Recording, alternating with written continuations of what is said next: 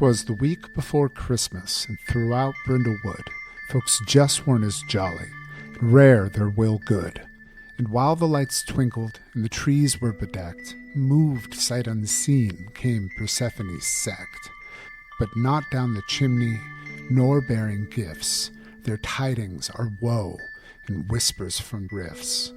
And woven 'tween words, a dark clarion call to foul old masters who hold them in thrall, to summon pure evil from under waves leaden, to bring upon the bay its due Armageddon.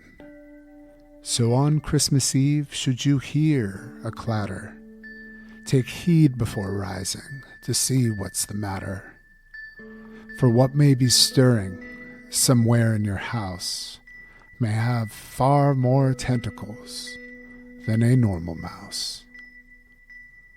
This is Brindlewood Bay.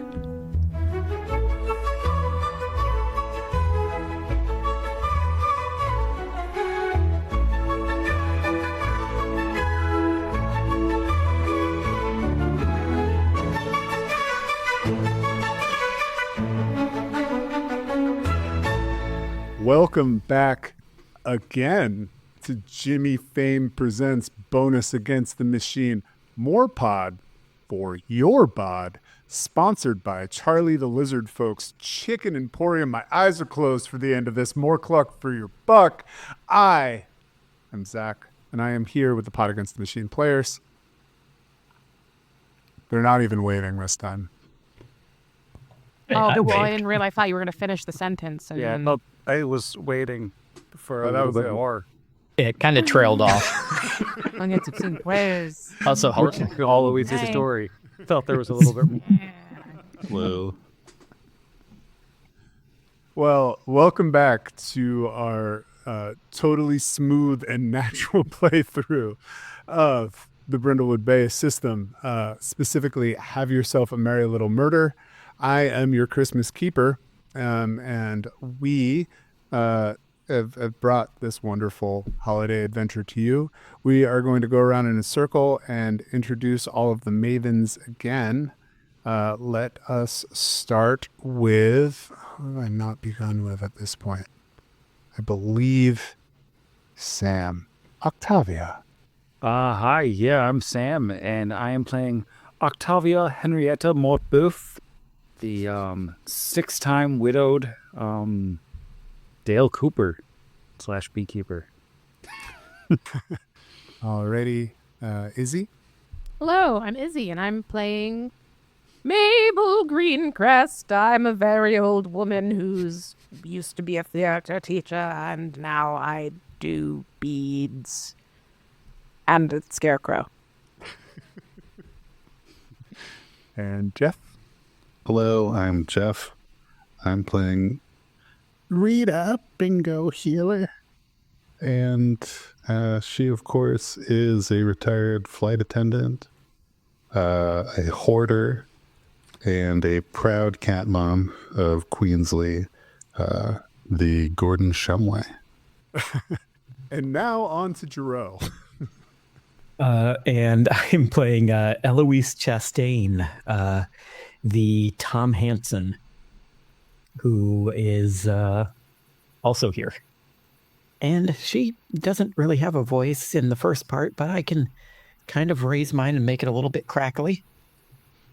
All voices are appreciated on this podcast, especially because they're not permanent and always changing, like all of our accents. Yeah, it's changing. So, yeah, all of the Mavens are at the great holiday gala. This year's gala, of course, is special because, again, it is the 50th anniversary of the Bel Canto Music Hall where it is held. You all have had wonderful times inside of the Bel Canto Music Hall.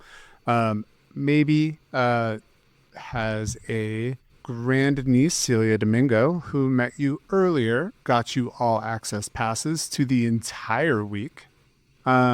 Mentioned a couple cheeky murders that may have happened in the past couple days. Sort of possibly casting a little bit of a pall on your holiday gala. and then quickly had to run away because she needed to prepare for this evening's vocal warm-ups before the actual choir performance, of which she is a part and has a solo.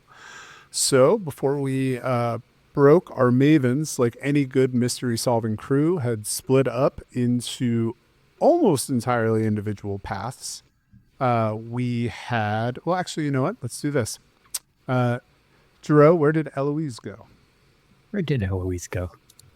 Holly... I think she went to the where they were doing the exchange of like all of the little old classic curios, right? Isn't that where she went? So yeah, the Holly I'm Stamp trying to Company... remember. I definitely said this less than 10 minutes ago.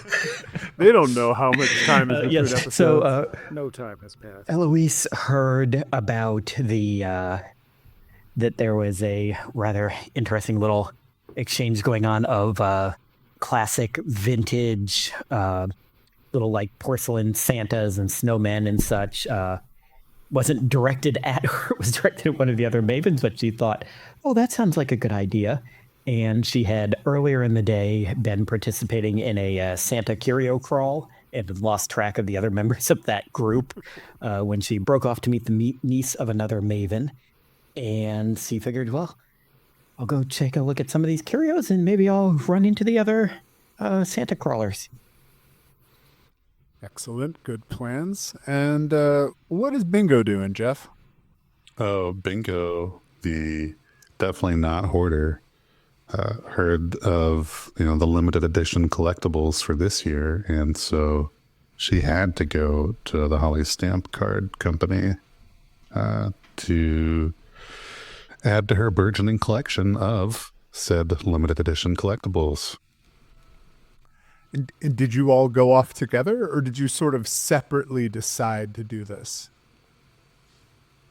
Are Bingo and Eloise like buds? Do you separately hang out? I think we're all members of the Mavens Book Club. Well, So of course. I feel like yeah. But I mean, you have little friendships with each other in between this. Like, you've probably broken up. Mabel just kind of wandered off, and the rest of it's all I mean, depending on what Bingo says, but that's kind of what I feel like happened. Like we all just kind of together went off that way. Yeah, I think it may have started as one of those things after a movie where you guys say goodbye and then you walk out together in the parking lot in the same direction. And so it was like, all right, yeah, we'll all, see each other later, and then realize we're going the same way and just trying to keep it cash. Millions of words in the English language and no way to navigate that situation without it being uncomfortable. All right. And so where did Octavia go? Octavia, after lingering for a moment just to get a festive holiday beverage, being an eligible septuagenarian bachelorette, meandered her way over to where Ches Uppenfieri, Yes. the erstwhile fiance of Celia, our host this evening, was helping wrap presents. Indeed. At one of those kind of like charity, you tip, we wrap your present really well sort of things, and was just absolutely doing a horrific job. But it was really charming because he's handsome. All right. And then finally, what is Maybe doing? Maybe has wandered toward the bel canto backstage to practice her pre-show rituals. Is she doing a show? No. But someone is, and that's enough. All right. Well, in true fashion, the last goes first, as I've been doing here. So let's pick up with Maybe sort of walking through the foyer of the Bel Canto Music Hall. And as you sort of walk into the area, you see these enormous floral arrangements. There's like poinsettias everywhere. I think something like, that you're kind of getting close to the backstage area as you're moving around and navigating around all of this just kind of bustling Christmas. I feel like everything is just bustling right now. But yeah, you hear kind of the 5 golden rings. And you're like, oh yeah, it must be that way. So you start heading that way. And everybody just stops for a second, looks towards the one of the practice rooms, and then kind of continues bustling on.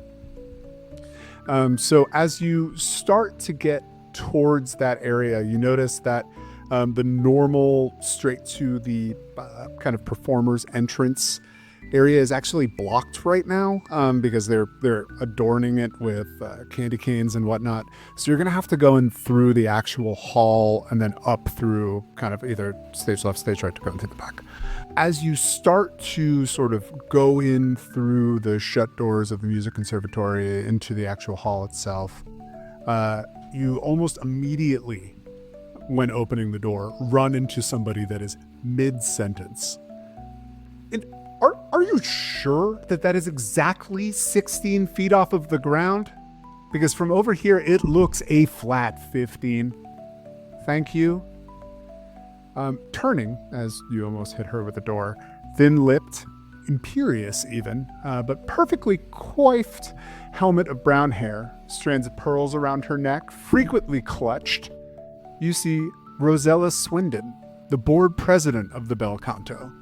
Now, you're actually familiar with Rosella, not friendly by any means, as she sits on the board and you consider yourself more of an unpaid freelance coach that maybe also serves as an adjunct director at times. And, possibly you've butted heads in the past, but, you've also always managed to just smooth it out because, your baby. Of course, she's going to love you. So, yeah, you open the door and you almost right into Rosella, and she turns around and she's like, excuse me, and maybe. How are you? Oh, yes, Rosella. I believe I heard one of your students practicing in the hall there. It really carries through on the vibrato. Anyway, I'm doing quite well, just here to practice some of my pre-show rituals. And as you're talking to her, you see she's one of those folks that at least one eye is just on something else the entire time. And I mean, of course, we all have met stage managers. We know exactly that sort of chameleon style focus on disparate items that it's almost a reflex. But the whole time you can see that she's sort of distracted and sort of just turns to you and looks back and just says, I just want it to be right. It's just the Bel Canto. It's just been a place of splendor, an artistic community. And I would really like the pall of what has occurred over the past couple days to not, dull the Christmas shine. This is the beacon of a stellar performance. This is the pearl of the oyster of Brindlewood Bay. But, excuse me, that program should be about 45 degrees to the right. She grabs the hand of a 10-year-old that's putting down programs for their mom, who's also volunteering. Looks pretty scared. Oh, yes, Rosella, unhand that child. Of course, they've done nothing wrong. No, calm yourself and tell me what do you need? What can I do to help here? Of course, my expertise is none too shabby. I'm happy to pitch in as needed. Can I lead people in a warm-up, perhaps a rousing game of zip-zap-zop? If you could prevent another scion of the Greaves house from dying in the next week, that would be preferred, but I suppose a round of vocal warm-ups might, improve the Christmas cheer, which is seriously lacking. I said 45 degrees. Oh. Seriously lacking. Calm down. You'd think with those small hands they'd just be able to do it easier. I wouldn't think that. That's a foolish thought. Anyway, let's warm up, shall we? Well, I mean that's for you. I'm fine here. Now you do have an opportunity. You have a little bit of rapport with this person, and I do understand that you are purpose driven. However, she's kind of spilling a little bit of her concern about just this murder situation that seems to be happening everywhere. And so, I mean, you could, without too much effort, probably get a little bit out of this person, I would say. Yes, I shall take the bait. I would like to do so, please. Now, Rosella, before I go off and excise these people of their vocal trainings, tell me more about your stresses around the murders. Well, I mean... Sorry. Okay. That's good Foley. So, I mean, literally, like the police sirens and the everything that just happens every time that murder is said like that in this, it really adds to the feel. Well, it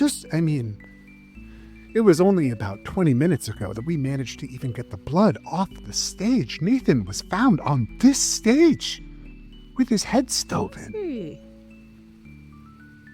Fascinating. You weren't at the wake, were you, dear? Of course not. I was napping.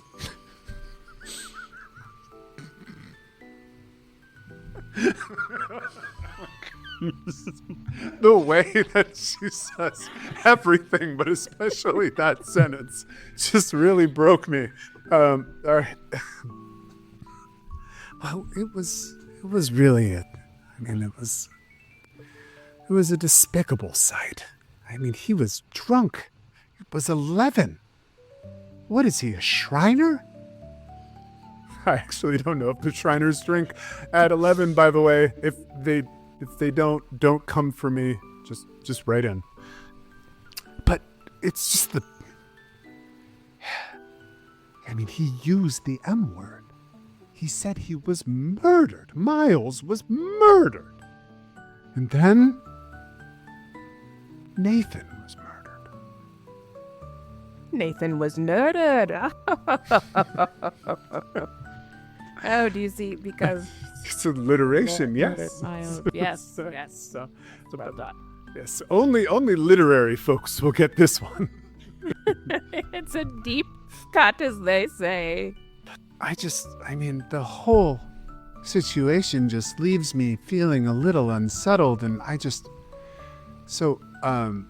I am gonna have you. It feels like you are meddling. It feels like you're trying to put the pedal to the metal and commit. Doing a little bit of meddling, I think. Metal move, yeah, because those metal moves are used to get information out of people. You primarily, in what I've seen in the playthroughs of this, so I'm not going to say definitively in every way that this is played. Many of your moves that result in clues are meddling moves. That's usually how you get them. You can also get them through cozy moves, cozy vignettes, which we'll get to a little bit later. So, since you are kind of charming this person, I'm going to say that this is presence. So you're going to roll 2d6 and then add what you have for presence on top of that. And this is not roll dice in this. We're doing it, rolling dice. We only have the one that we added at the beginning of the game to notes, right? I haven't missed that somewhere. Okay, great. So that's going to be a flat That's going to be a flat 2d6. Oh, that's a 1 and a 2 for a 3. Okay. So Putting those dice away. That is, so in general, this uses the Powered by the Apocalypse sort of system of hits and misses. A miss is 6 and below. 7 and above is a hit. 7 to 9 is a success, but there's a complication. 10 to 11 is a success and it's great. 12 plus, there's extra stuff sprinkled on top there, right? And when I say 12 plus, that's because some people can get benefits to their rolls. Obviously, you can roll boxcars, etc. But in this instance, we have a Maven that is rolled very low and has hit a miss on this one. So as you start to ask a little bit more about the murder, you see Rosella's face start to go through the panic and then this detached stoicism.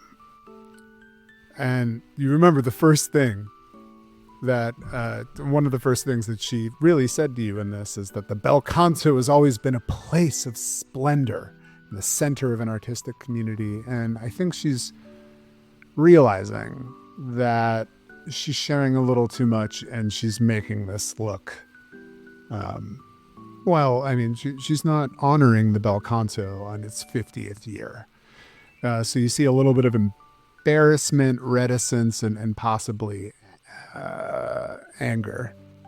She's like, actually, I'm sorry. I don't think it's very professional for anybody to be going backstage, especially with the police still gathering evidence. I'm sorry, maybe, but I need you to leave. And she escorts you to the door, shuts it behind you, and you hear a lock.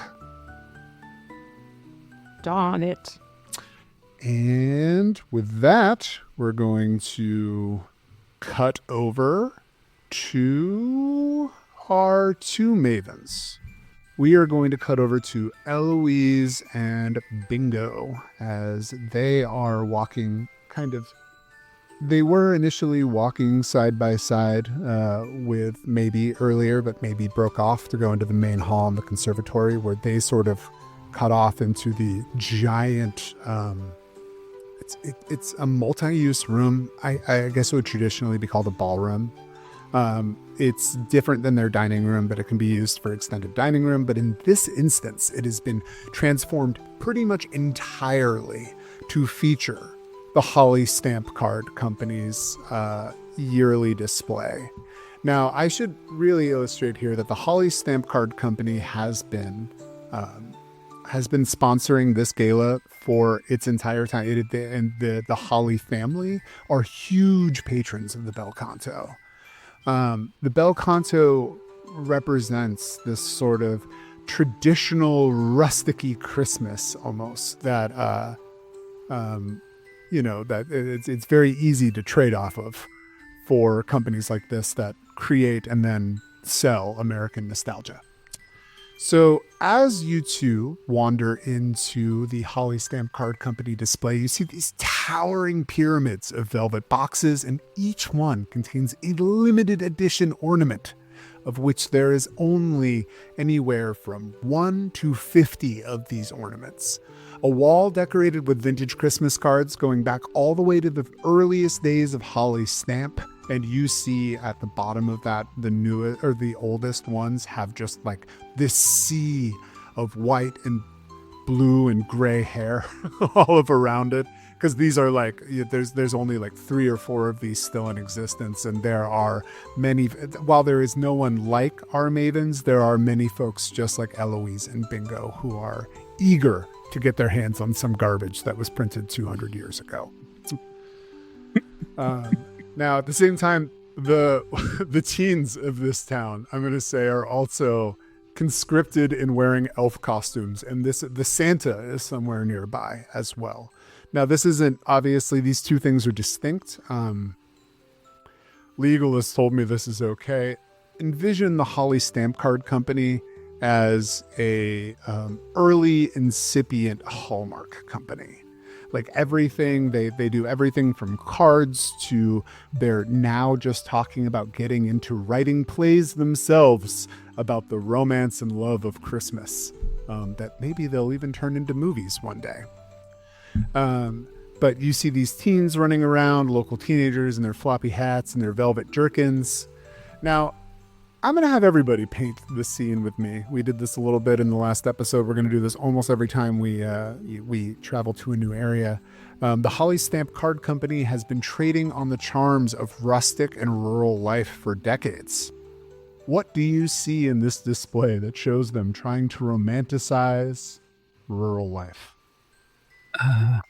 I think maybe Eloise sees some of these teens and thinks for a second it's maybe some people from the Santa Crawl before she realizes they're all way too young. But in looking over at them, she sees they're in front of a display that is a bunch of famous Americana type pictures, like Whistler's Mother, or the one with the farmer and his daughter standing in front of a house with the peak. But they're all redone. Yes, American Gothic, but they're all redone as Christmas style. So very obviously retouched, so it looks like Santa and his wife. Whistler's Mother looks like she's maybe wrapping a present. It's they're all just, and it's super kitschy and super just very gaudy. But she sees it and she just goes, "Ooh, those look interesting," and starts walking over that way to look at those. But that's what she sees as part of their rural rustic thing, is they have all these iconic kind of middle America paintings, but just Christmasized.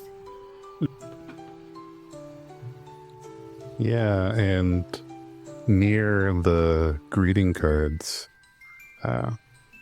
Rita notices that there's a collection of these handmade wreaths that look like maybe anyone with a small amount of talent could have made, but because they're Holly Stamp Card Company, they've got ribbon instead of the nice ribbon instead of the cheap thin ribbon, and that's the only difference. And so they're clearly not gonna, even if you buy it now, it'll be dead long before Christmas. But it's support your local small business. Exactly. All right, Mavens, you're not there, but you're still painting the scene. Oh, that's interesting. I didn't realize that Whistler, though he was an American painter, most of his scenes are actually supposed to be set in England, which I did not realize. But I'm going to assume the card company doesn't know that either, and that's why his works are part of that. I think in keeping with the sort of tradition of live actors, there's a little tableau set up of old-timey hospice, specifically so if you cut your finger on something, you can come in and get it tended to. Only, oh no, gangrene, it falls off. So it's a sort of little game where you walk in and the snake oil salesman tells you what kind of old-timey disease you've got. Prescribes cocaine to fix Prescribes cocaine. So much cocaine and opium over there. I think that there's a weirdly out of place folding table at one point where it's clearly the nephew or something of one of the card company's higher up executives has set up his a display for his holiday themed children's book, Cyrus the Cranberry. And he has a bunch of red rubber balls that he's glued googly eyes onto for the kids to take. Those are all Cyrus the Cranberry official action figures. They're in a basket. And he's autographing copies that no one has so far taken him up on that. A lot of kids have the balls, though.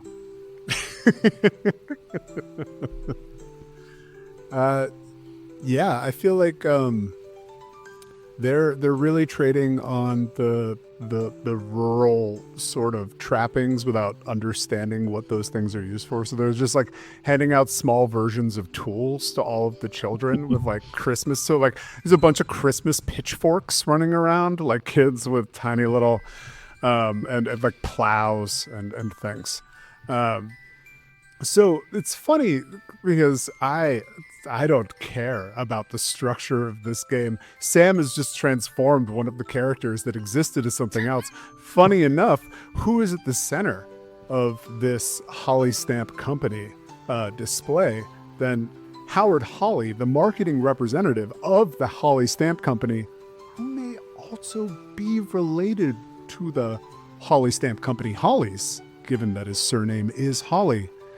And instead of just standing there in his red velvet jacket, green corduroy trousers, pushing his sort of silver horn rim glasses up to his nose compulsively over and over, he is now autographing copies of his book that he is currently trying to sort of flag as an actual Holly product, but it is not a real Holly Stamp Company product. It just says like, it says like Howard Holly's stamp book or something like that, something along those lines. It's like his version of Best of the Beatles. Yes, 100. No money down, essentially. The Lionel Hutz adjustments to the business card sort of vibe as well. But yeah, so, he's jumping through as many like legal loopholes as possible to flog his book simultaneously. But, you also just see all of these beautiful ornaments around him. And then you kind of see these back tables of sort of things that are scattered about.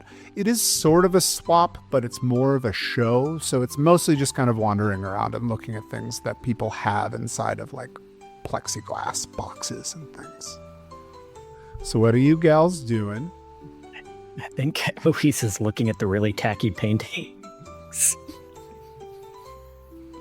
I see Rita as somebody who absolutely pretends that she can't hear when people are talking about things that she wants to eavesdrop on.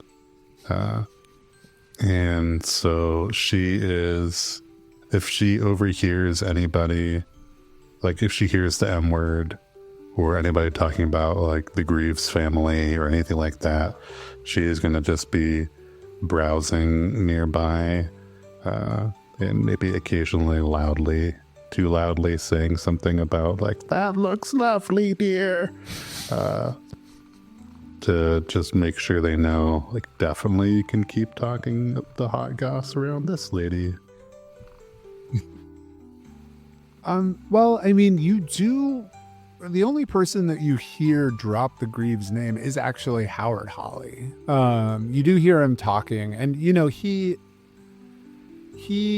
has a practiced way with, folks of a certain age. You would think that maybe being the marketing director and sort of emergent, possibly heir to the Holly throne, that he's spent a lot of time around people 50 plus years older than he is that are deeply interested in tiny items that are below 6 inches that don't move. So he's, showing off the newest Howard Holly sort of like the Holly Stamp Company Christmas dioramas at the same time that are all stacked on his book. Sorry, and it's the Christmas what? The Christmas... Cyrus the Christmas Cranberry? Cyrus the Christmas Cranberry. Yeah, and like, at literally pretty much any opportunity, like the kids who would look like they're making a snow person, it's actually like 3 cranberries inside of there. They took out the snowman like things. So you see that he's definitely trying to flog his book, but yeah, you hear him mentioning, I do think that most of the Greaves are going to be coming. I know that Alexis is coming. She said she was going to come and say hello to me. So I do believe they will be here a little bit later. If you did want to talk to them about the horrible tragedy that befell their family, I'm sure that they would love to do that. And that's the kind of snatch of conversation that you hear Howard Hawley have from his cloister of limited edition Christmas things. So, would Rita, as a resident, know who Alexis is in relation to the Greaves family? And like, I'm going to say that you do. Yeah, I'm going to say that you do. I'm going to say that with enough of your kind of, I mean, literally, you're a bingo.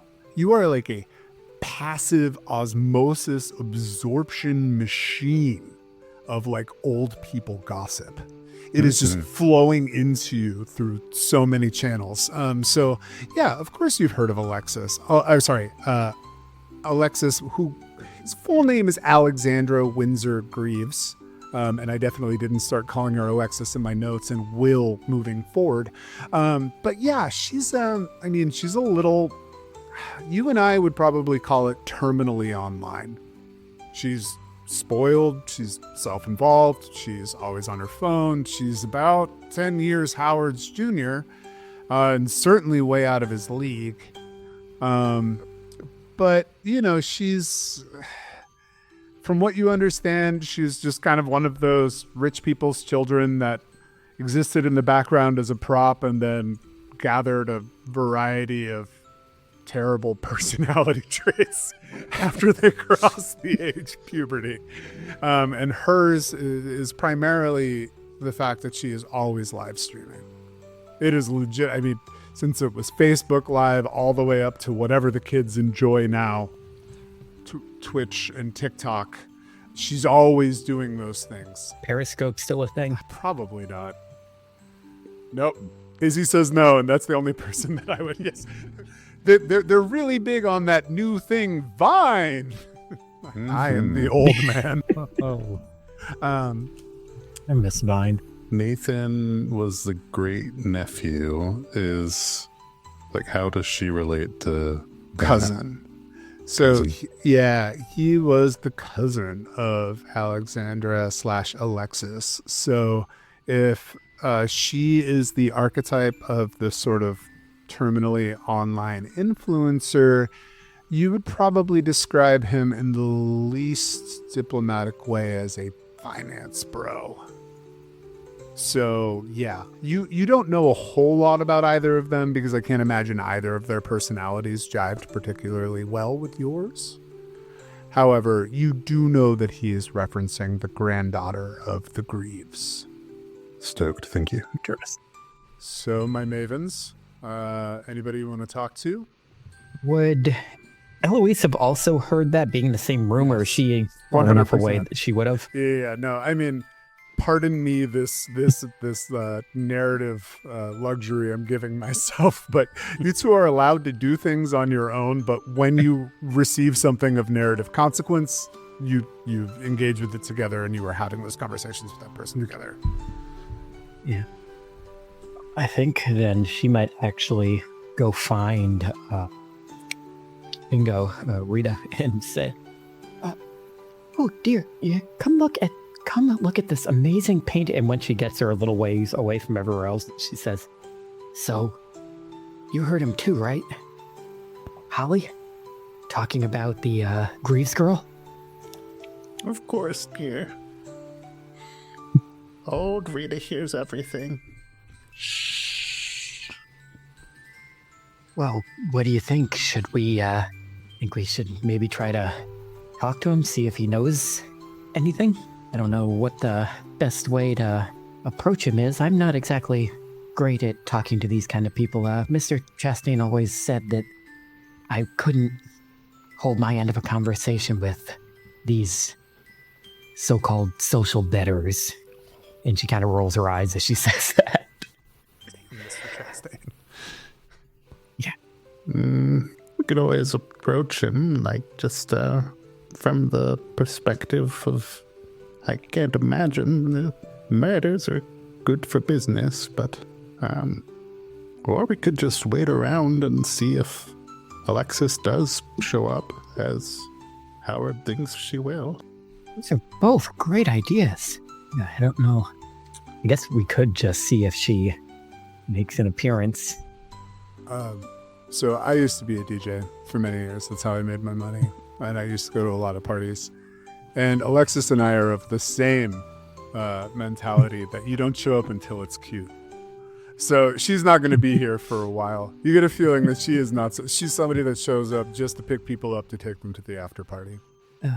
I think that maybe in that case, I think Eloise will approach Howard and say, "Oh, what's this interesting little book you have here? Some kind of raspberry people." Yes. It's, I mean, it is a tale of, it's just as classic as anything else that you see at this table. It is just a tale of Christmas Cranberry doing his best, that, and saving Christmas and bringing it together, even when they said that he could not. A lovely story. Saving Christmas. I wish we could save Christmas here in town. Did you hear the horrible thing that happened to that Greaves boy? Oh, I can't hear it. Oh, it's hurting my holiday spirit. Yes, I did hear about the murders, he says very quietly, hoping that that is enough to not register on anybody's ambient kind of background perception. But I think she's... do we even know that they're murders? I mean, sure, Nathan got his head stove in, but I mean, Miles was an old man. And why can't we just have a good Christmas? Why can't we?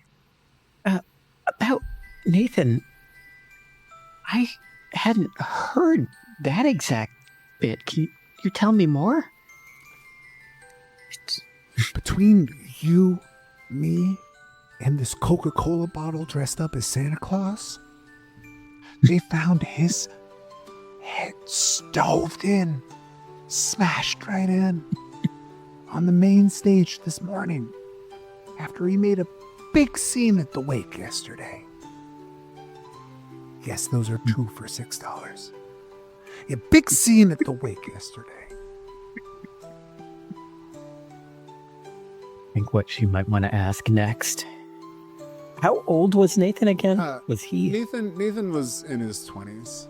So like Alexis and Nathan are both. So he was as young as I was thinking, yeah. You know, Rita's here as well. So if Rita has any questions, you can also apply. You two are. Yeah.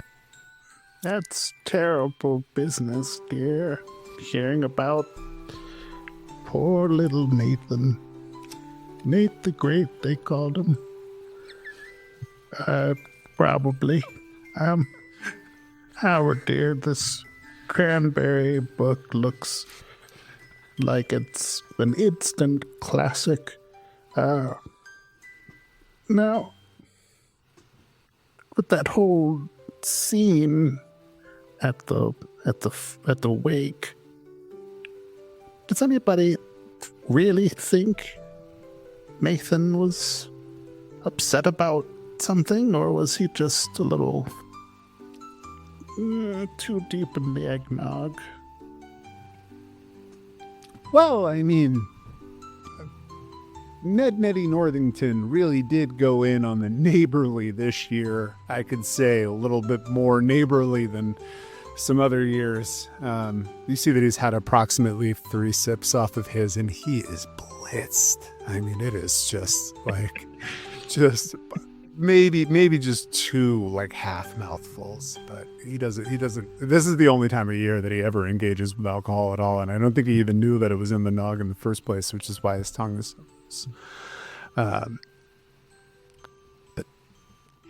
I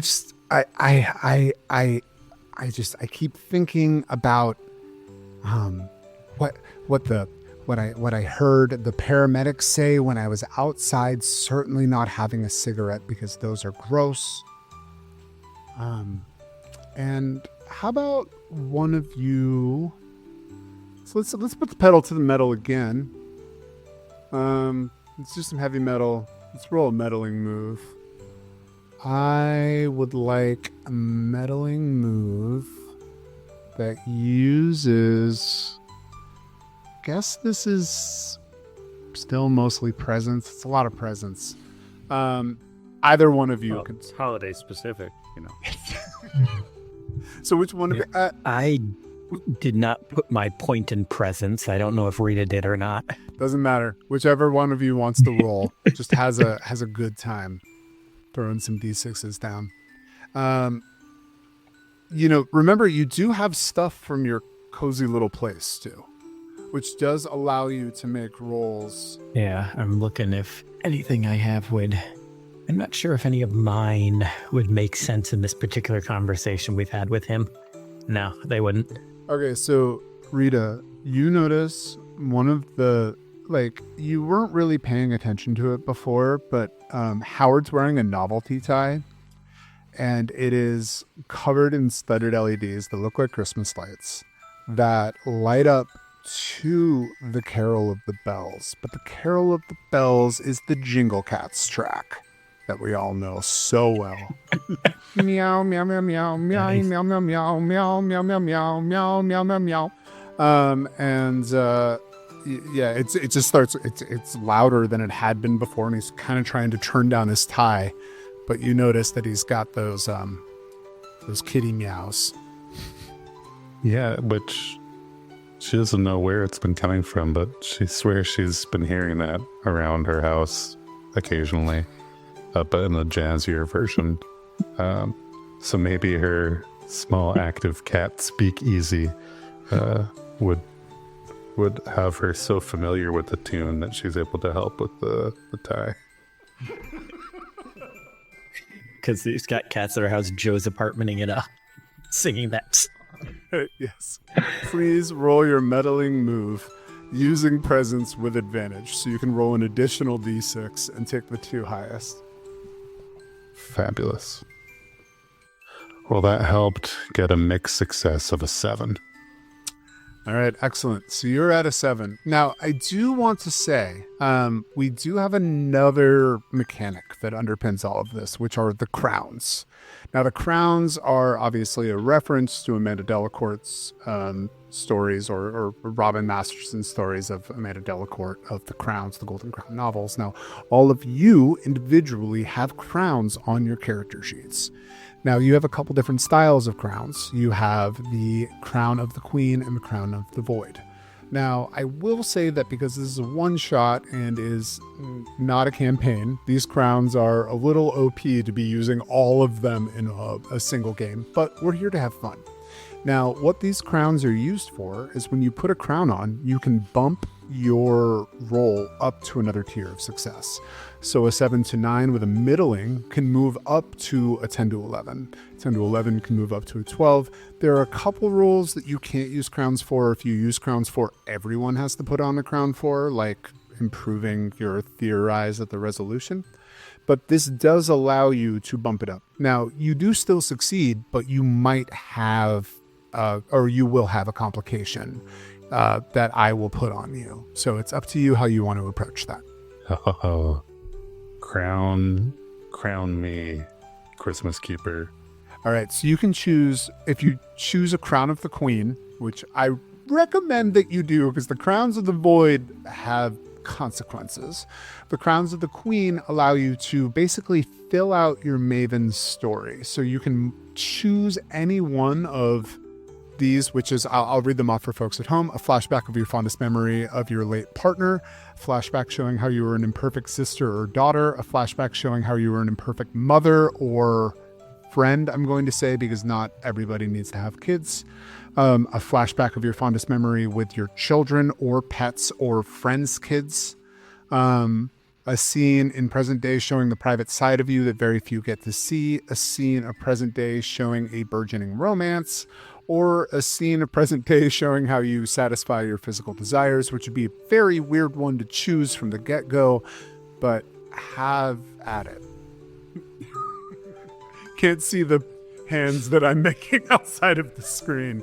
That last one. I mean, whatever. I will give respect to the fact that Jason Cordova is really into representing our mavens as older women in their golden years who deserve romance, who deserve physical expressions of love and intimacy, and who deserve to be relevant. So I take back all of my cringing at that last one. You can talk about a cool, sexy time if you want to.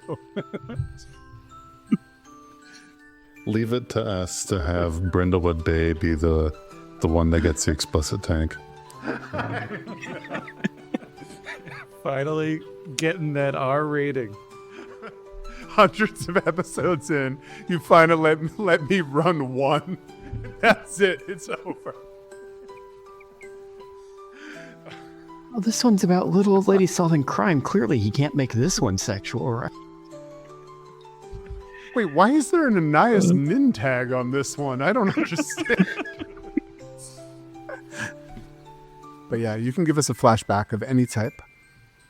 Yeah, I think the ridiculous carol of the meows, of course, reminds Sweet Rita of that time 3 Christmases ago when she brought Queensley home for the first time. And if you see her cozy little place, the newspaper stacks are a little bit shorter because, of course, it's 3 years ago. And there's not quite as many things lining all the walls.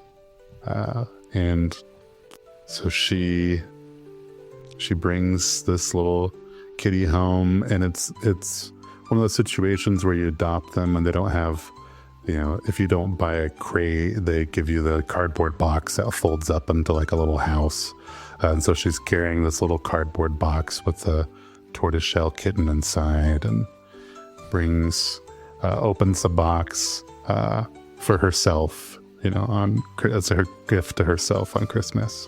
And she pulls out this adorable little Queensley and gives her a hug, and it's like, Well, little kitty, I think we're gonna have a lot of fun together. My heart is warmed, and your role has improved from a success with complications to a full-on success. So you are just given a clue. So Howard, maybe it's that Queensley peeks her head out of your bag. Maybe it is just any variety of thing that you had dropped, any clue that you had dropped where like I cat, you cat. But he looks at you in particular, and then you see his eyes go down to the floor where there is one of the boxes that would have held one of the limited edition ornaments on the ground behind the wastebasket, and it's empty. And he looks down at that, and then he looks at you. He says, the limited edition Santa Claus I Like Ike was found broken in Nathan's hands. And the box was right near him. I mean, I couldn't leave it there. It's our property, but they had to take the broken ornament because I guess it's evidence. They let me take the box. And I have the box, but... So you can take a capital C clue of a broken Holly Stamp limited edition collectible found in the hands of the deceased Nathan. And he's going to lean in really close. He's going to say, I heard they found one in Miles' hands too. So you can revise that to be a limited edition collectible found in each of the hands of each of the deceased. All right, and we're going to end that scene, and we are going to cut over to Octavia, who is cutting through the crowd, probably getting hit with the first wave of 170 proof knock. I mean, it's real neighborly. They you know, I mean, honestly, like with the whole like gala and the funeral and the wake, there's kind of a mood of those things blending, like a funerala feeling, and he is certainly serving Nog like it's a wake. So you've got a little bit of you're light in your loafers, proverbially. It's a word I can say. And as you walk up, you actually hear Ches. He's kind of got like a, unfortunately, captive audience of these women, generally of the same age of all of you, that are just absolutely drawn in by his charm. And he's like, and that thing with Rowan, look, I was drunk and I was bored, and frankly, it wasn't good for either of us. Look, when I opened up to Celia about it, I told her everything that happened between Rowan and I thought because I was honest. And that was a loving thing to do. It was a gesture of love. And now I'm on the naughty list, banished to the boarding house, while we're still both in town trying to help out with the gala. I hope we can patch things up. Ladies, I love that girl, but I think it's going to take more than a Christmas miracle for me to make things right. And at that last one, they're all like, oh, Chess. And you arrive at the gift wrapping table. Now, Octavia is, of course, done up in a very, like, Santa Claus style dress. But, you know, with the sleigh boots are high-heeled, like, shiny black boots, and then, like, the red dress, like with the oversized black belt, and then but there's only one sleeve, of course, the other one's open, and then just like a over fluffy white thing, whatever people wear on their shoulders. I know words for clothes. And instead of a stole. Yeah. Or, no, wait, that's for your hands. I'm terrible at this. Never mind. A shrug. Yes. That's a word for clothes. A shrug, yes. One of those, yeah. And then instead of a Santa hat, though, it's like this gigantic white fluffy poof kind of thing on the top of her head. Because, you know, the hat is the centerpiece of the look. And if you were like 7.5 feet tall, you could see that the top of the white poof was like a red silk to match the dress. But you have to either be on a balcony or extraordinarily tall to see that. The stars that look down and scream silently over Brindlewood Bay appreciate the only ones that can see it, knowing the horrors that lay in the water beyond, but also appreciate your coordination, of course. And as you walk up, and he's like, oh, and you, young lady, do you need anything wrapped?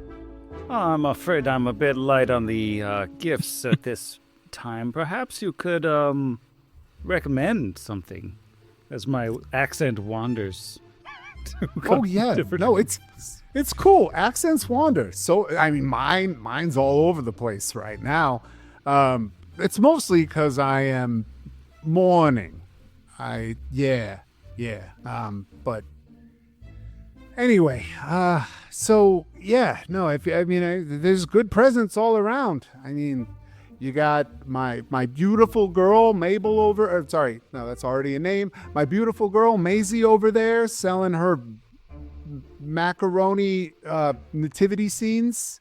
And she's, you know, we've got my good friend Gertrude over there with your Christmas stocking cozy. It's a sock that goes over your Christmas stocking and keeps it warm in case it gets cold.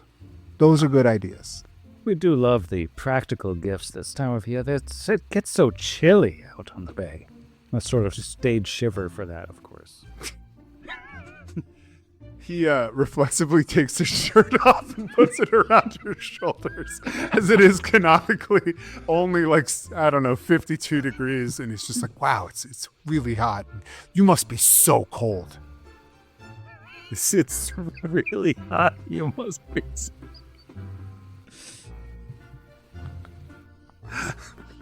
Ah, what a gentleman! What a gentleman! You are making quite the mess of that gift wrapping, though. Yeah, I don't want to. Between you and me, I don't want to stage them all up. All of these. He looks around, and these women aren't the same age as you. All of these older ladies get a little bit, it's better to let them win. You understand what I mean, darling. Oh, sure, of course. We let them all have their fun. Takes a drink of the vodka. So, how's Ned's Nog this year? Is it good? Ned is in rare form this year. I recommend it highly.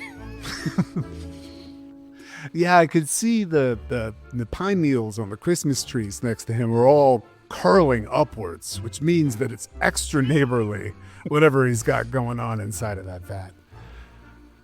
But yeah, I don't know. Wait, isn't one of your you're friends with Maybe, aren't you? Oh, yes. Aren't you friends with Maybe?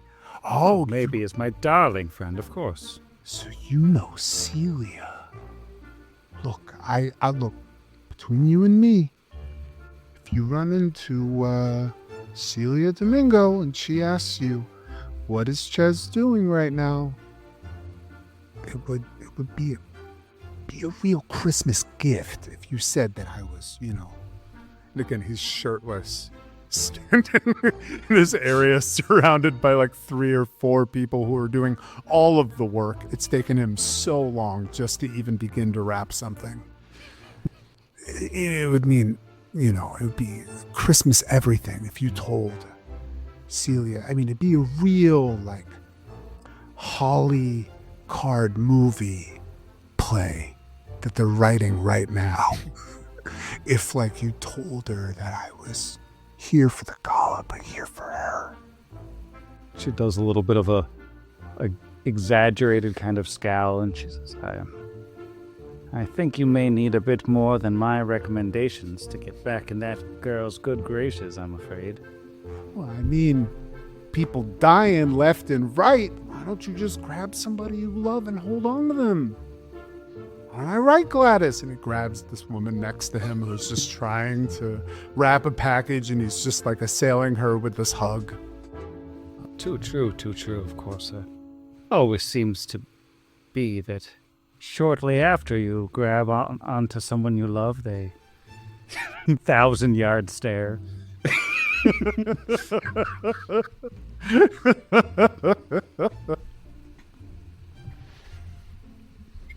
But about those unfortunate little incidents you were speaking of just a moment ago, I don't suppose a young strapping gentleman like you has found any secrets that perhaps people would want to protect someone like me from? Well, I mean, this is the holiday season, and but I mean, if it would be at the same time, if you're gonna put in a good word for me with Celia, I mean, I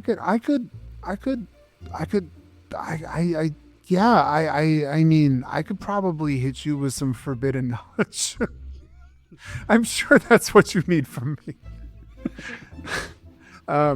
So it does, again, I just need a recorded version of me saying this. It sounds like you're trying to use your presence in this instance.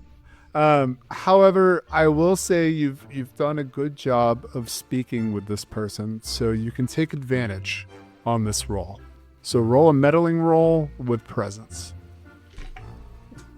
Meddling roll with presence. Is anyone surprised to find out that none of us put our point in the charisma skill? All right. Advantage did nothing, but that is a 7. All right. A 7. And he's like, look, all right. You know what? I will tell you about this. But I'm going to need you to bring me to Celia. So you are going to get a clue, but I'm going to give the first complication. So you have a condition, and that is attached to Ches. He has realized that leveraging he is basically just like shamelessly attempting to be, he's trying to be Ted from Schitt's Creek, if that means anything to anybody. He's trying to be the charming, wholesome gentleman, but you know that this is a calculated facade. So he is latched onto you because he thinks it might help him get closer to Celia. So you do have to deal with him hanging on to you for the rest of this mystery, or at least until you can clear that condition. However, you do get a clue at the same time. So, pull that clue up here. And he's like, yeah, listen, I don't think it's safe for virtually anybody to be, a woman of your age, a woman of Celia's age, to be going around without a strapping young shirtless man around them. Because, all I can say is that, last night, when I got in real late, there was a whole thing going on in the conservatory.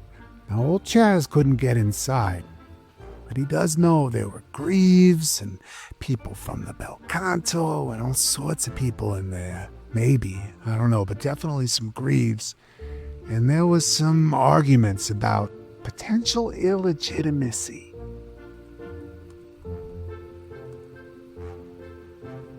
Specifically referring to the illegitimacy of the genetic siring of possibly one of the Greaves' children.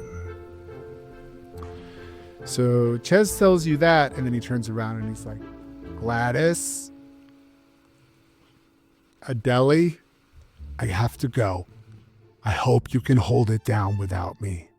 And they're like, oh, Chaz, what are we going to do? And they're all separately just cannot wait to get him out of their space. He is a mess. He is such a pox on all of their beautiful folding. And this is really a reference to my partner. And I couldn't fold. I consider myself to be pretty decent at certain artistic pursuits. Wrapping presents, never. Absolutely never. Are any of you, this is separate from this, are any of you good at wrapping presents? Kind of. Not a single one of you? Kind of. Sam? Okay. I mean, I like doing it. That doesn't mean I do it very well. But Yeah, I enjoy doing it also, but mine look like a 4-year-old did it, regardless of the age that I have done it at. It's been pretty much that from 4 up through 35. I can make it Well, look I passable. don't like it. And I'm bad at it.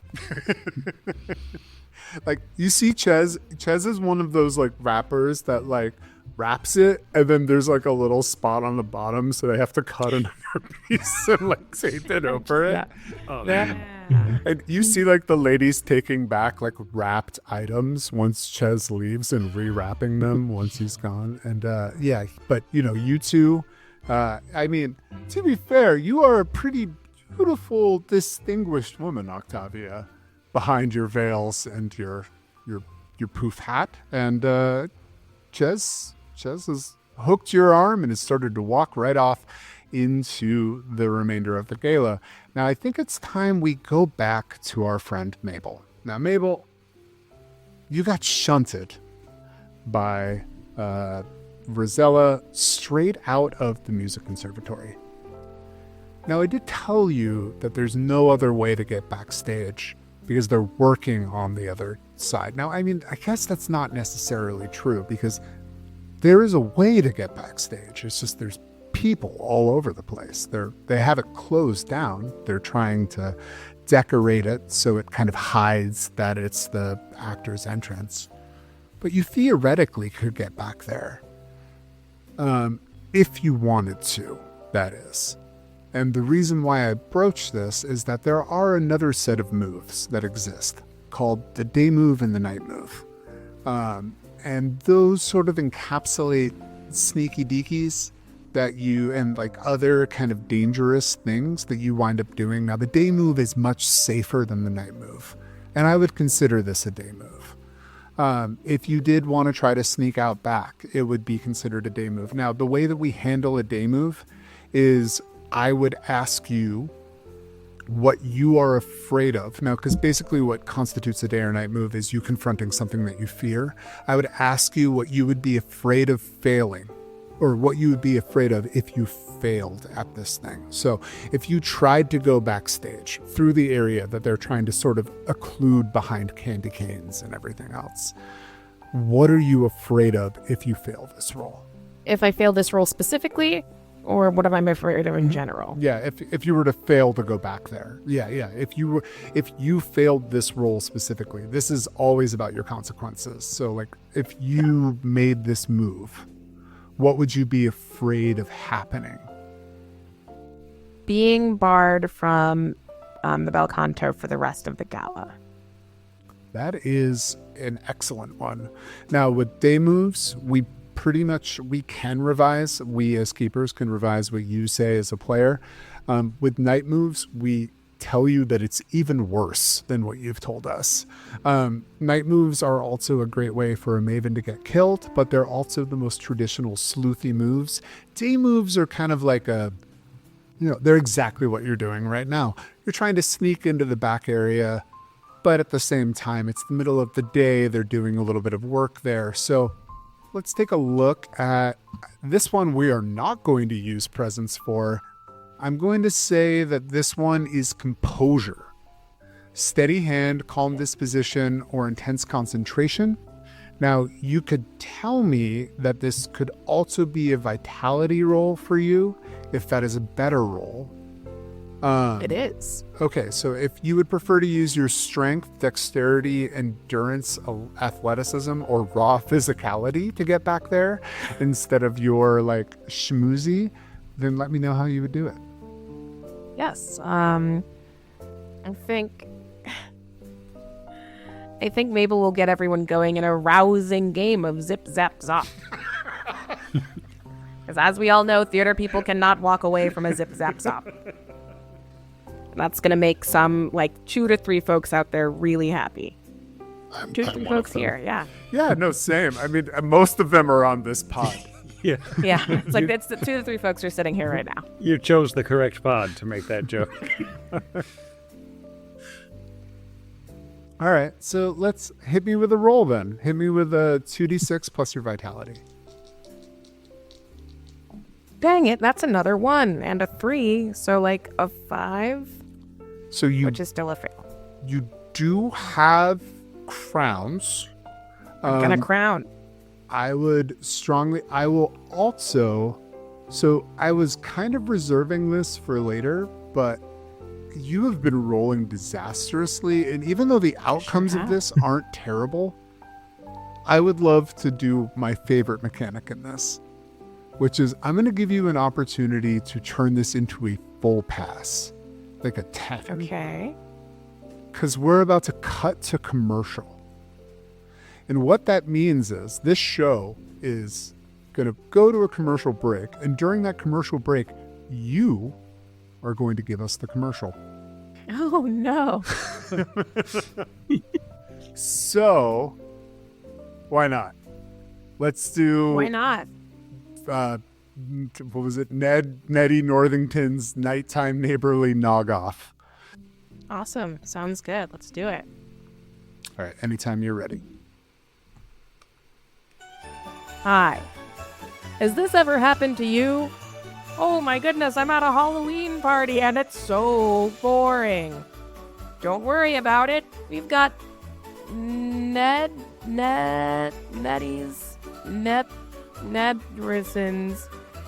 Nog. That's right, that's its actual name. Once you've had enough of this Nog, you won't be able to remember its name at all. Super neighborly all the time. Appropriate for all holidays, even though he said it was Halloween and it's definitely Christmas. Try Ned's Neighborly Noggin Nog tonight. Ding.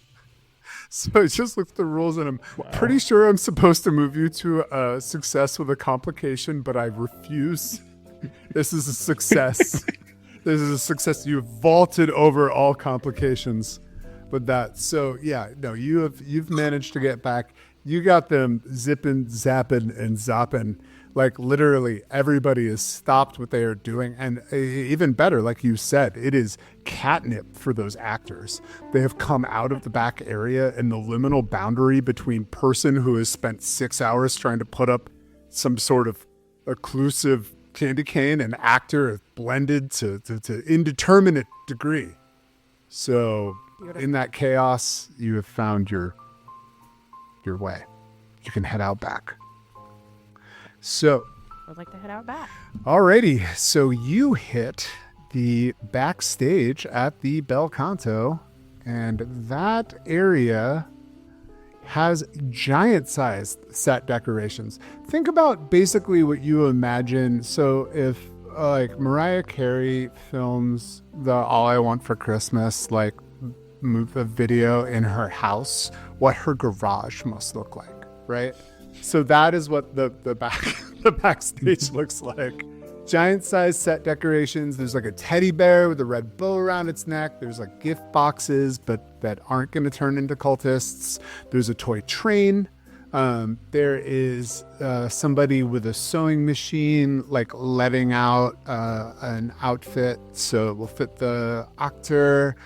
There is 5 golden rings, and it's still off from the back area.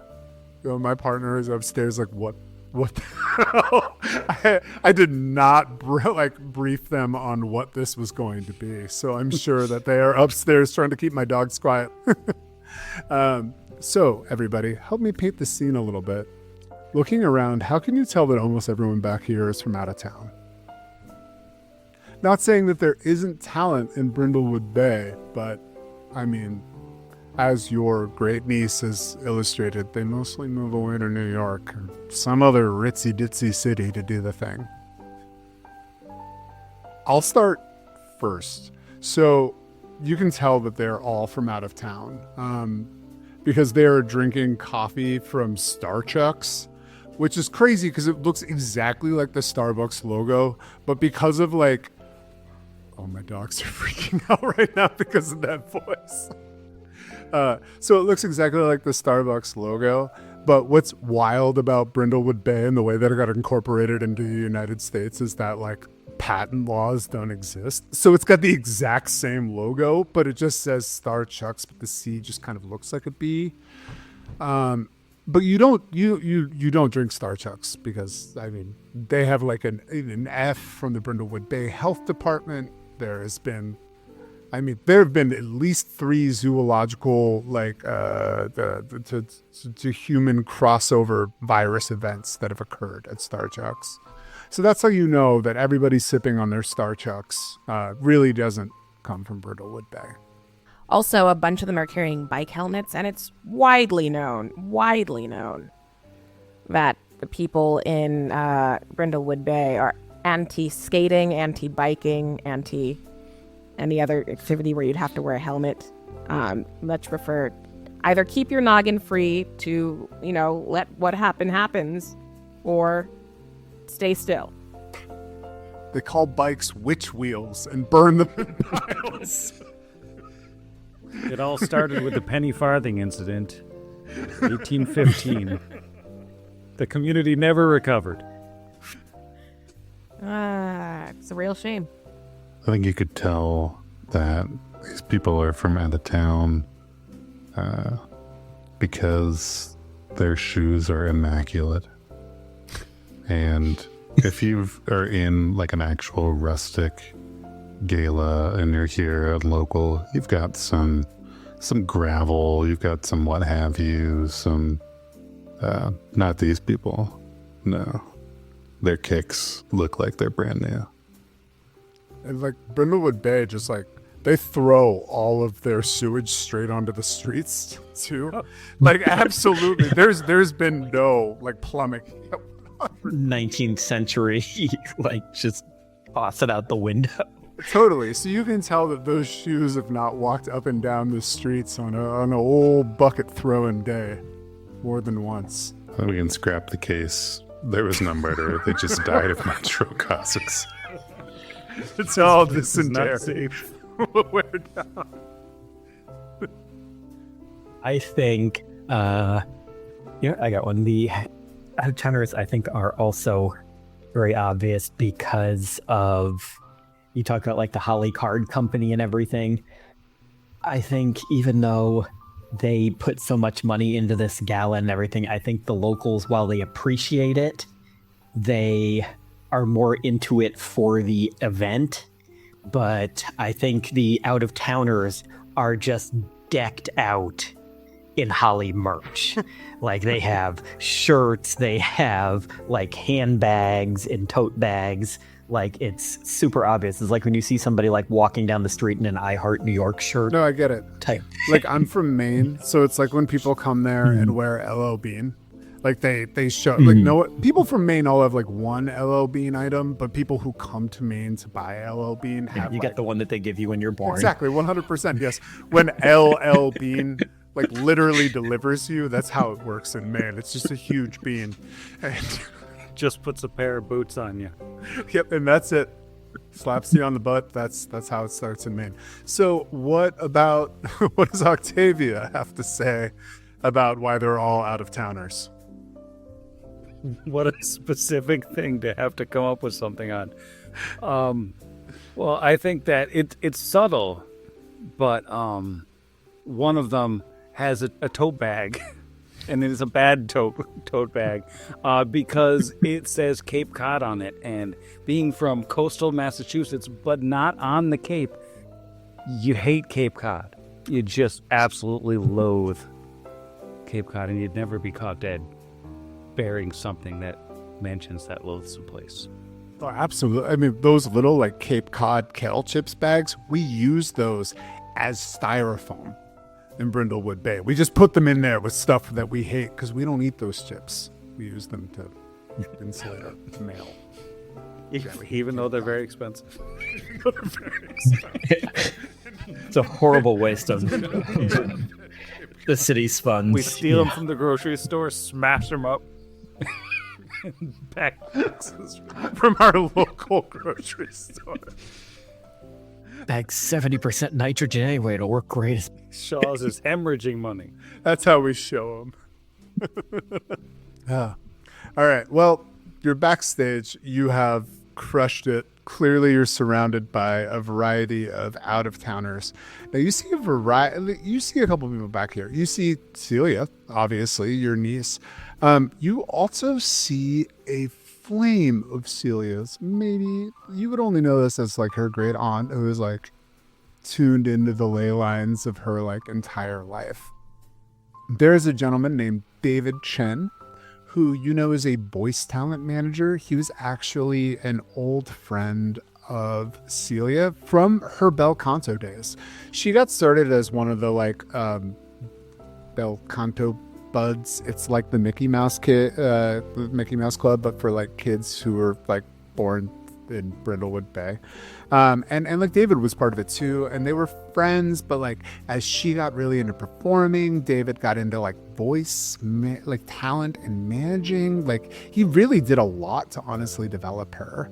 And you see him, he's like poised, practical, comfy cardigan, so you know somewhere Eloise is and khakis. He's got the shiny wingtip shoes.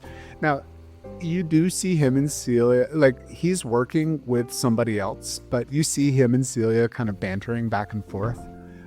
You do know the person that he's probably working with right now is Kath Spector, his like new client. Now he's honestly pretty vocally talented in his own right. And you could tell that he's got like a deep affection for your great niece. Yeah, so they're back there.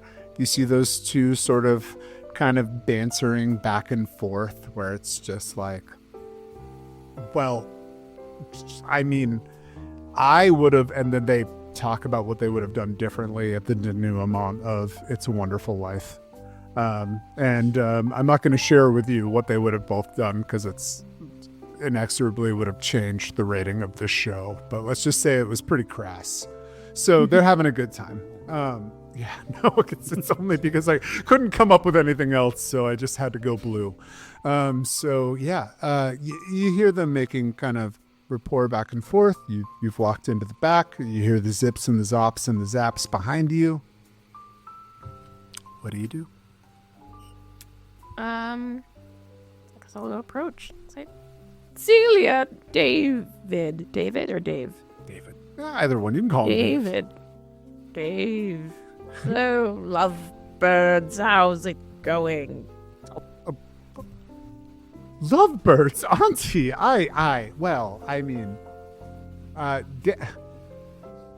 Funny, very funny. I mean, anytime a man and a woman of the same age who have been friends for 25 years and are probably destined to get married and spend the rest of their life together, probably in a holiday event, much like this one that maybe gets transformed into a movie after being a play. They just can't be friends. Just when one of you is from the big city. Well, Anyway, I came to talk more about the murders. Oh, and also sing. But primarily the murders. rounds, or like a rousing round of murder, modder, mitter, or whatever. It's your version of Zip Zap Zop that just uses the word murder. And after everybody has done their thing, she's like, yes. Yes, David. She looks at you. Dave, come on over here. It's one of those things where like someone's older relative gives them a nickname and they feel obligated to use it now. So Dave and Celia come over and join you in the corner. Like, yes, I mean, could anything be less Christmassy? Dave is like, Ches is here, and she's like, oh God, I know. And the murders? Yes, probably summer, darling. Summer could be less Christmassy, I suppose, but that's not a rhetorical question for me to answer. Tell me more. What did you... I've heard... I was speaking with my friend. Someone just walked in, and I am self-conscious. That appellation killed me. I don't care. Whoever it is, tell them that I am having the best time listening to you talk. Appreciate it, because I'm about to embarrass myself. Talking to Rosalia, you remember? Tell me more about this stage murder. I hear they found him right here with his head stove in. Oh, Nathan. My goodness. I mean, well, Dave wasn't. Oh, wait, you were. Yeah, you were at the wake. We both saw it. He was very drunk. Came up to me earlier and he was like, do you know how much a Bitcoin is worth? And I was just like, what? Now he's dead. Indeed. Now, that's not particularly helpful, dear, but thank you. I love a good story. Dave, can you help me out? Well,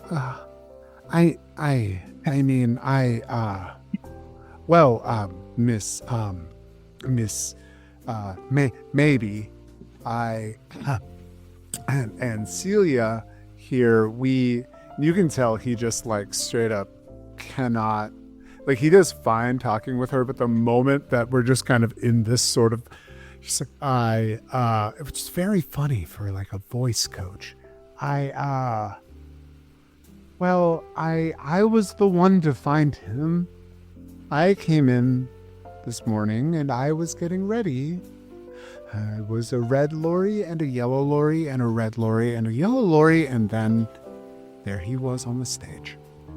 And I screamed, and Celia came, and we both found him. And at this point, he's put his hand on her arm, and she is grabbing his arm.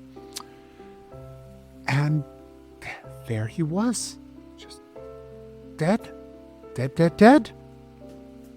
I see. time was this, would you say? Oh, voice warm-up o'clock, which you, me, and Celia as theater people know as... All times, of course. 7 a.m.? Sure. The earlier the better, that's what I always say. It's the golden hour of the voice, if you will. Nothing sounds better than at 7 a.m. 7 a.m. voice. It's a good voice. All right, so it looks to me like you can make an argument for another thing that you are attempting to do, but it seems to me like you are attempting to meddle, and you are attempting to meddle again with your charming presence. Yeah, I gotta stop doing that. I could be, you could argue that it is something else. I am open to arguments. This would be faster if I could... You also have the ability to roll stuff with advantage by pulling things off of your cozy little place that we gave you earlier. Oh, that's right. What do I have in my cozy little place? I have Mardi Gras beads and a Jimmy Award. How can I use these? More things. Wonderful. Pocket beads. I know, but those are the funny ones. And then just furl the beads into their face. But Oh my God. The Dale Gribble method, making it through. Look at beads. I think instead she'll pull out the Jimmy Award from her moo-moos that she always carries with her canonically. Like, this reminds me of the time when I was awarded the Jimmy Award for most integral directing, as in got right up there on the stage during the show with the children because I love the Spotlight Award. Yes, of course. Now, the children were in the middle of Jellicle Cats, as children are wont to be, and I said, no longer shall I stand in the shadows. I shall come out there as Mr. Mistopheles, even though he's not in this number. And I popped on out there, and they said, get off the stage. And I said, no. One thing led to another, and now I have an award. You know, I thought you'd get it for the 5th grade rendition of Waiting for Godot. But honestly, I am just glad that it happened eventually, Auntie. Celia grabs you in a deep hug. All right, so let's roll. Now, there was a point to this. You can roll presence Does that count? with, I'll that take rolls with advantage. So you can roll Sweet. 3, or wait, roll 3d6 and take 3d6 and take the 2 highest, yeah. Excellent. Rolling blind here. There's a cat in the way. Ooh, that's a 4 and a 6. That's again. That is with presents, right? Yeah, presents. Yes. Ooh, fantastic. Nice. All right. Well, that is a straight up hit. No complications. So yeah, that is absolutely smoothed it over with your great niece and her potential love interest, Dave. So yeah, you get a solid cluster out of this one. I'd say. I'm looking at these clues here. So they're like, yeah, I mean, one of the worst parts about it was that we don't have enough music stands anymore. And he points over behind him at this broken music stand with bits of human hair on it. Ooh, did we find the murder weapon? Sounds like it. Interesting. And has this been thoroughly examined by anyone?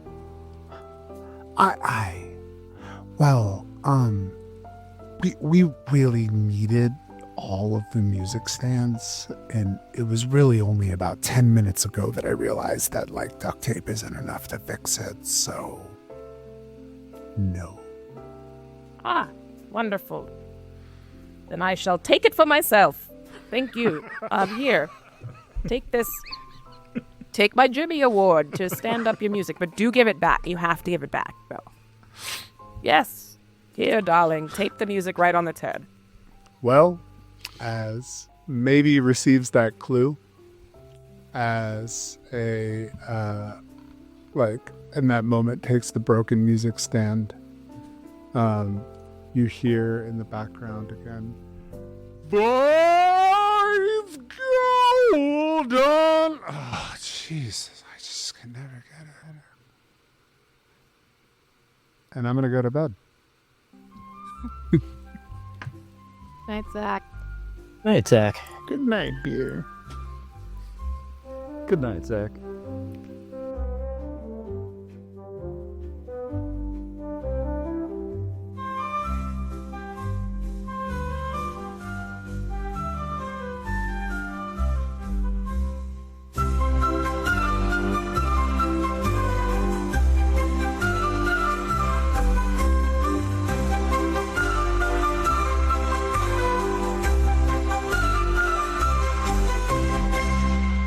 Earl Grey forms. Ooh, got that bergamot going. I have Oh, Yogi yeah, BB. Yogi Tea, ashwagandha, and immune support. Let's go. Yeah. Can't have tea this late. I'm 1,000 years old. I won't sleep. No, that's totally fair. Yeah. Chronic fatigue syndrome, BB. It has an ounce of caffeine, I won't sleep, and it's made of water, so I'll have to pee 45 times. Meanwhile, I had a 44-ounce Coke Zero, a lemon lime Celsius, and 2 glasses of Mountain Dew at dinner. 2 glasses of Mountain Dew.